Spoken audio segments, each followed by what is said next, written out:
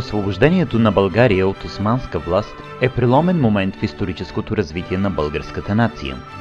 Той е резултат от взаимодействието на два основни фактора – национално-освободителното движение на българския народ, чието връх е Априлското въстание от 1876 г. и Руско-турската война от 1877-78 г.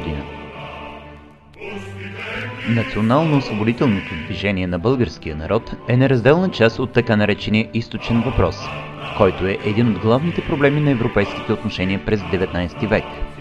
Той представлява исторически спор за наследството на Османската империя.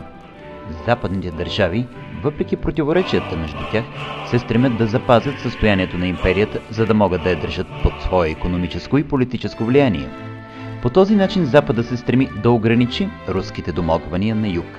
Именно като част от източната криза могат да се разглеждат Старозагорското въстание,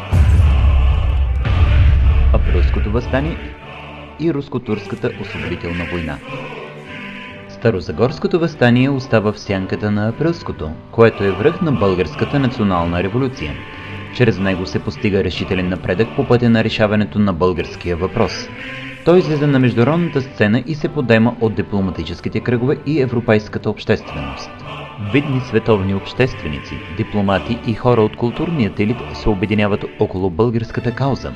Американският дипломат Юджин Скайлър, руският консул Фодрин княз Церетелев, американският журналист Макгахан, големият френски писател от епохата на романтизма и един от учителите на Иван Вазов, Виктор Юго, великите руски романисти Толстой и Достоевски, един от най-значимите учени на времето, сънародникът им Менделеев.